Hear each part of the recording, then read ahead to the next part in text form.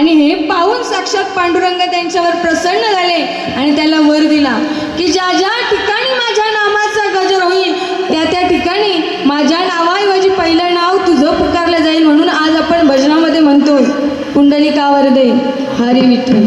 खरोखरच आई आ म्हणजे आत्मा आणि ई म्हणजेच ईश्वर. त्या भगवंताला प्रत्येकाच्या घरी जाता येत नाही म्हणून प्रत्येकाच्या घरी मांगल्याची मूर्ती निर्माण केली आहे बघा. खरोखरच तुम्ही कितीही कर्तृत्व गाजवा झेप कमी पडते. तुम्ही कितीही कर्तृत्व गाजवा झेप कमी पडते. पण आईने कडेवर घेतल्यावरच आपली उंची वाढते बघा. ज्यावेळी आपण लहान असतो ना त्यावेळी आपल्या आईला जर समोरची वस्तू गोष्ट दाखवायची असेल तर आपली आई आपल्याला कडेवर घेते. कारण तिची एकच इच्छा असते जे काय मला दिसतंय जे काय मी बघते ते माझ्या बाळाला सुद्धा दिसू दे. होय ना असतं ना. म्हणून आपली आई आपल्याला कडेवर घेते. म्हणून म्हटलंय तुम्ही कितीही कर्तृत्व गाजवा झेप कमी पडते. पण आईने कडेवर घेतल्यावरच आपली उंची वाढते. अहो उगाच कशाला अध्यात्म आणि श्रद्धेच्या गप्पा आणता. आईच्या पोटी जन्माला येता आणि देव कुठे म्हणता. त्या आईला सतत आपल्या मुलांचा ध्यास त्यांच्या प्रेमाची धुंदी. पण बाळांनी गंमत आणली नाही तरी ती आई सदा आनंदी. नका करू स्पर्धा कुणाशी नको कुणाचा हेवा. नका करू स्पर्धा कुणाशी नको कुणाचा हेवा. जग जिंकायचंय काय तुम्हाला. वय तरी म्हणा जग जिंकायचंय काय तुम्हाला. मग आईच्या पायावरती डोकं ठेवा. आईच्या पायावरती डोकं ठेवा. कारण आपल्या आई वडिलांच्या आशीर्वादामध्ये एवढी ताकद आहे. जरी 33 कोटी देव आपल्या विरोधात गेले तरी आपलं काही वाकडं होऊ शकत नाही. एवढी ताकद आपल्या आई वडिलांच्या आशीर्वादामध्ये. कारण बुवा आज आपण भजन पूजन कीर्तन करतोय. ओ बुवा ही नारद मुनींची गादी बुवा आपल्याला मिळाली म्हणजे ही बुवा आपली पुण्याई नव्हे.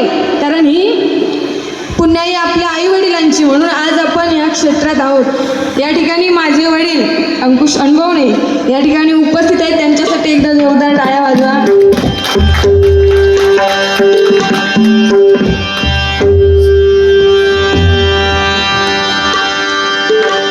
या ठिकाणी रूपाचा ध्यानाचा अभंग सादर करते. पण बघा आज आपण हे सण उत्सव साजरे करतोय. प्रत्येक गावागावात मंदिरांचे कळस आपल्या महिलांच्या कपाळावरील कुंकू आणि अंगणातील तुळस ही फक्त आणि फक्त आपल्याला छत्रपती शिवाजी महाराजांमुळे बघायला दिसते. कारण 350 वर्षापूर्वी आपल्यावर अनेकांचं पारतंत्र्य होतं. आपण अनेकांचे गुलाम झालो होतो.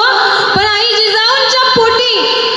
आई जिजाऊंच्या पोटी एक नररत्न जन्माला ज्याला आपण छत्रपती शिवाजी महाराज म्हणतो. कारण ज्यावेळी छत्रपती शिवाजी महाराज आई जिजाऊंच्या गर्भात होते त्यावेळी त्यांना डोहायला लागले ढाल आणि तलवारीचे घोड्यावरती स्वार होण्याचे.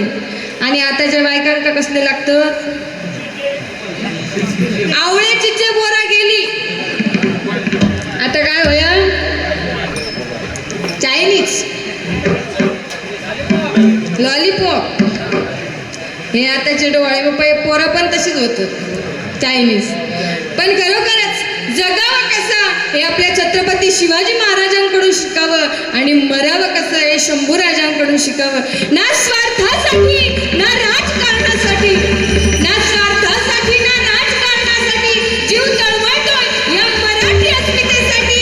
अहो मी म्हणणाऱ्यांना या मातीत लोळवणारी आपली संस्कृती आहे.